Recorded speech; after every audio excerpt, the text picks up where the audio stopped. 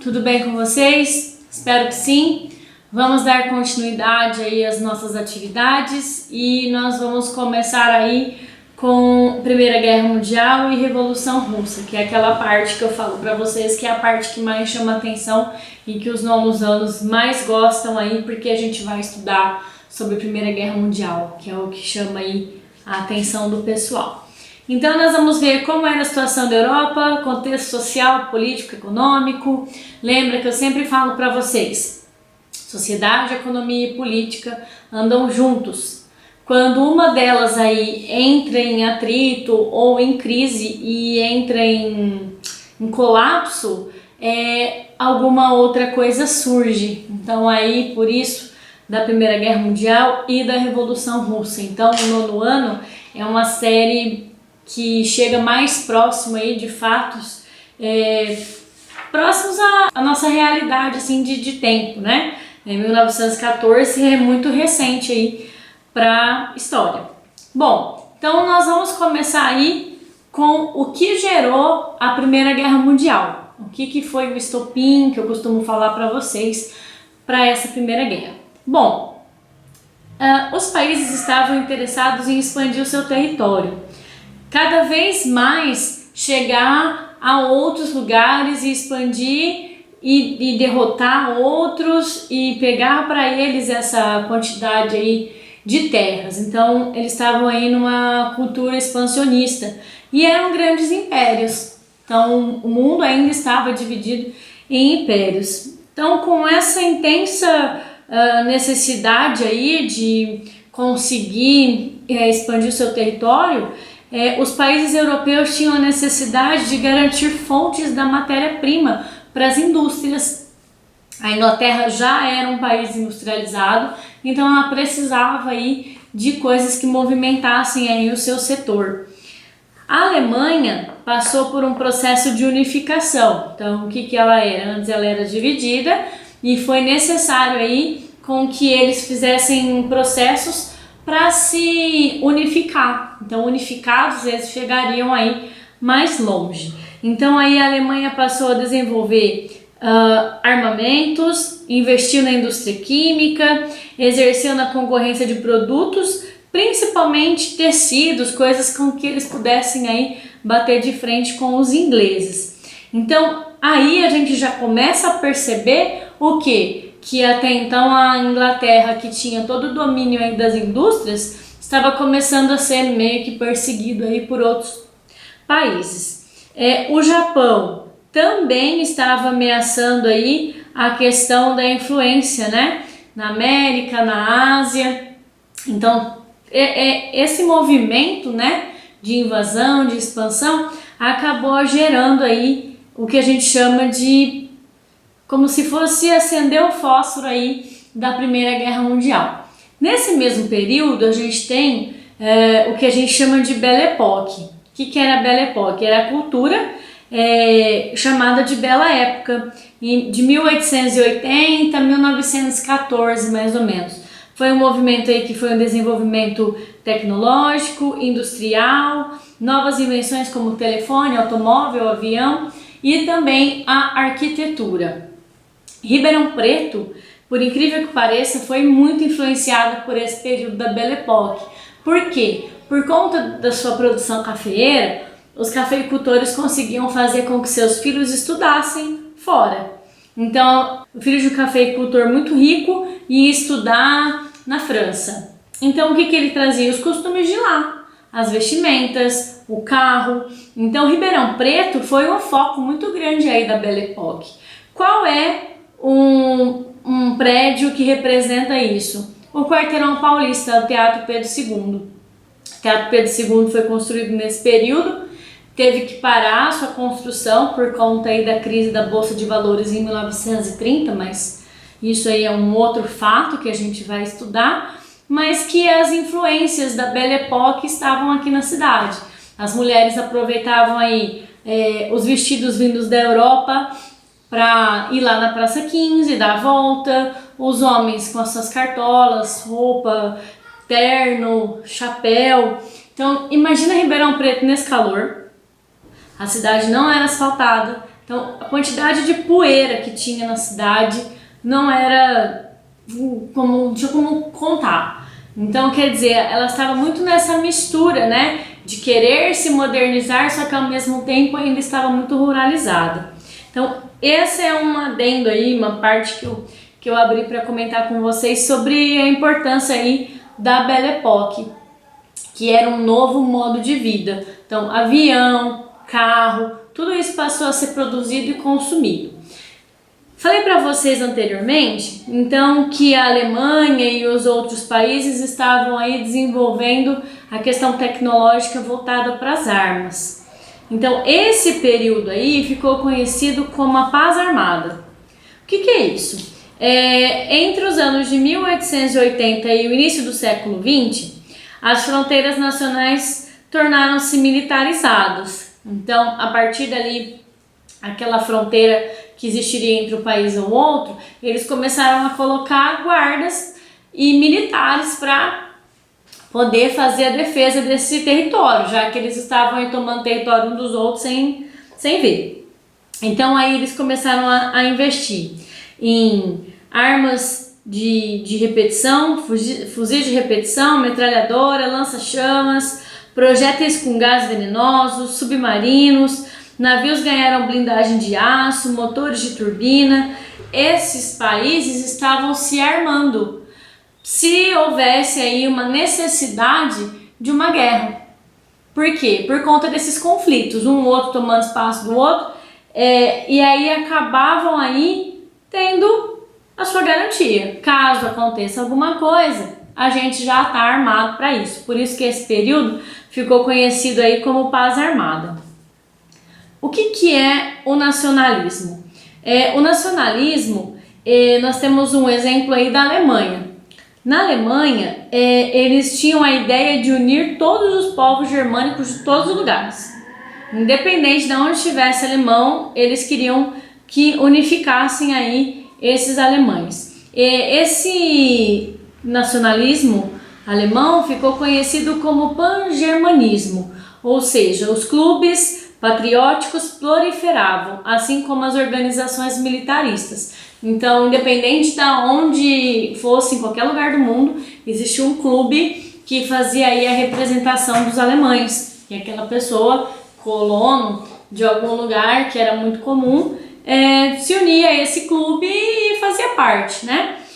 A França também, que o nacionalismo era alimentado pelo sentimento de vingança, que a gente chama de revanchismo francês. Então, houve aí a retomada, né? Eles queriam retomar a Alsácia e a Lorena, que foi um lugar ali onde foi tomado deles, e eles queriam de volta. Eles perderam aí também essa questão da Alsácia e da Lorena na Guerra Franco-Prussiana. Então, a França também estava aí em torno do nacionalismo, em que fazer parte, ser patriota, me sinto representado por aquela nação. E nós temos o caso também da Grande Sérvia. Então existe a região dos Balcãs, que era tomada ali pelos turco-otomanos, e o Império Austro-Húngaro. O que aconteceu? O nacionalismo deles se voltou de uma forma mais violenta. Então houve um massacre, muitas mortes por conta de territórios. Os sérvios que tinham se tornado independentes dos turcos aspiravam em criar a Grande Sérvia, no meio da união dos povos eslavos que estavam sob domínio turco e austro-húngaro. A política tinha apoio do pan-eslavismo, defendido e liderado pelo Império Russo, que considerava líder e guia natural dos povos eslavos do sul, os iugoslavos. Então, essa ideia de expandir, mas também manter o que é meu, né? Essa questão entre nacionalismo e expansão, ela acabou se tornando aí muito forte nesse período. Cercado por regiões do Império Austro-Húngaro, existia um pequeno estado independente de população eslava denominado Sérvia. Era protegido pela Rússia e, na medida em que constituía polo de atração para os demais eslavos dispersos pelo Império. Diplomaticamente, os incidentes entre Sérvia e o Império Austro-Húngaro se tornaram aí cada vez mais frequentes. Então, nesse momento aí de nacionalismo da Grande Sérvia, surgiu um grupo que a gente chama de Mão Negra. O que é esse grupo? No início do século XX, a Sérvia e a Bósnia formaram grupos pan-eslavistas que, por meio de ação terrorista, lutavam contra os austro-húngaros, o que a gente conhece aí como Mão Negra. Mão Negra eram os jovens que estavam ligados aí como se fosse uma ação criminosa para matar grandes representantes de países, para gerar mesmo esse caos e mostrar que eles mandavam. Até esse grupo aí de jovens dos Mão Negra está envolvido no assassinato do arquiduque Francisco Ferdinando, que era herdeiro do trono austro-húngaro, e da esposa dele também, Sofia Hohenberg. Então eles estavam aí no meio disso. Por isso que a gente chama a morte do arquiduque como o estopim para a Primeira Guerra Mundial.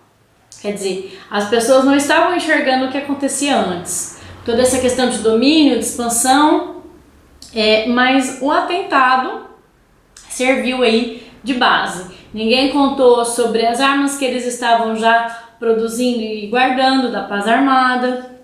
Então, como a morte dele fez com que isso se alastrasse, né, e causasse aí a Primeira Guerra Mundial. Bom, a Primeira Guerra Mundial ela foi uma política de alianças. Então, os países se uniam uns aos outros para assegurar que um estava protegendo o outro e eles iam conseguir os domínios. Como que era? Em 1892, a Itália fez uma aliança entre o Império Austro-Húngaro e a Alemanha, formando o Bloco das Potências Centrais, conhecidos como Tríplice Aliança. No final aí de mais ou menos 1914, o Império Turco-Otomano se aliou. Em contrapartida, na França, como estava todo mundo se unindo, a França também fez a sua aliança entre França, Rússia e Inglaterra, e que formou aí o que a gente chama de Tríplice Entente. Um tempo depois entrou o Brasil, os Estados Unidos e depois entrou o Japão, tá? Eles passaram aí a fazer parte desse período aí de disputas, né? Então aí na página 62 a gente consegue ver como que era aí a política, né, de alianças. Então em rosa aí nós temos Alemanha, Itália, Império Austro-Húngaro. Em amarelo nós temos Reino Unido, França e Império Russo. E em verde são os países neutros. O que são os países neutros? São aqueles países que não fizeram questão nenhuma de entrar. Na página 62 a gente consegue aí visualizar um pouquinho como que foi essa questão da política de alianças.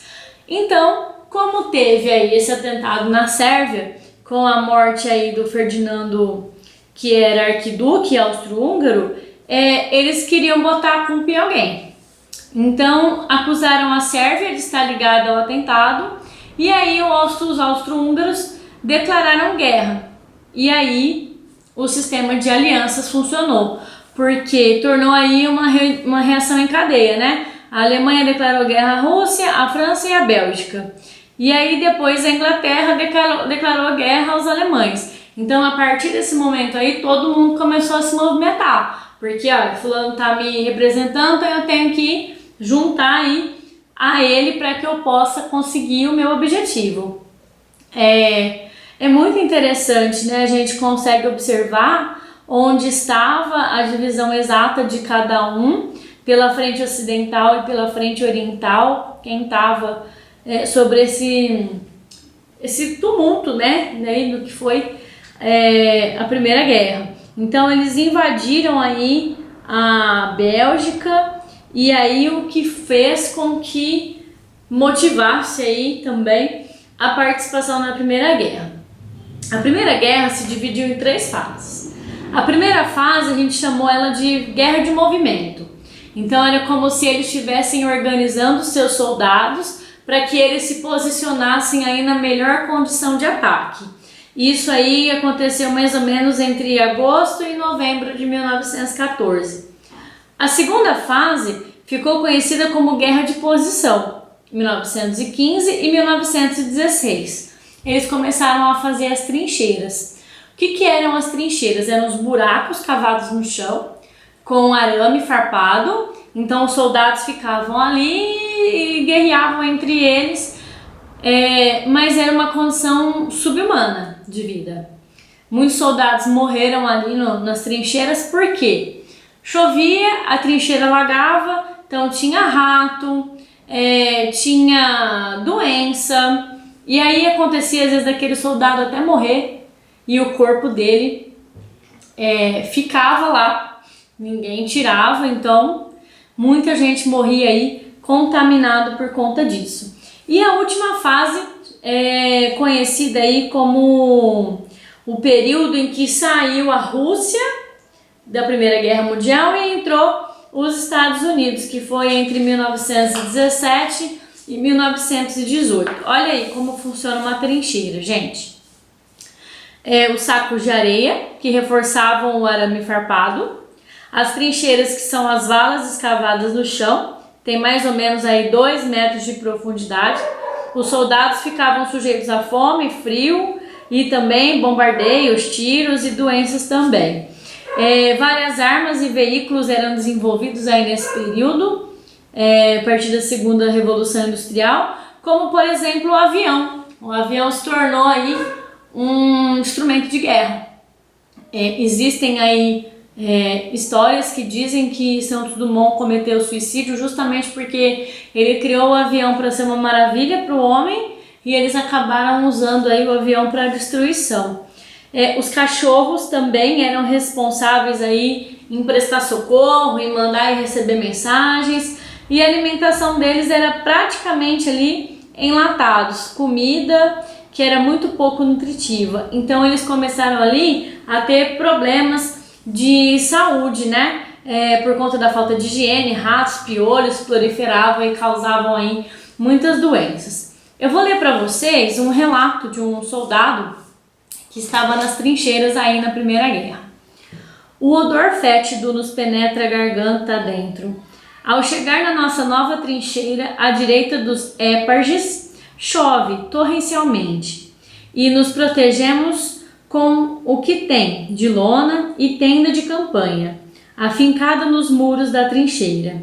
Ao amanhecer no dia seguinte, constatamos estarrecidos que em nossas trincheiras estavam feitas sobre um montão de cadáveres e que as lonas que os nossos predecessores haviam colocado estavam para ocultar da vista os corpos e restos humanos que estavam ali.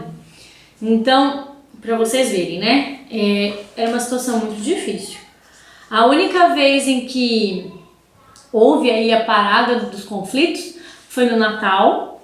Então, na noite de Natal, um grupo começou a cantar uma música natalina e os outros foram cantando, e aí eles saíram das trincheiras, se cumprimentaram, fizeram até uma partida de futebol para comemorar isso, mas assim que acabou o Natal, no dia seguinte, o fronte já estava aberto de novo e aí eles começaram a guerrear novamente. Tá? Então essa primeira parte aí a gente falou um pouquinho do que foi, né, aí o causador da Primeira Guerra, o que a gente chama de estopim, e também um pouquinho da Primeira Guerra e de como era aí as trincheiras, tá bom? Obrigada, espero que vocês tenham gostado e até mais!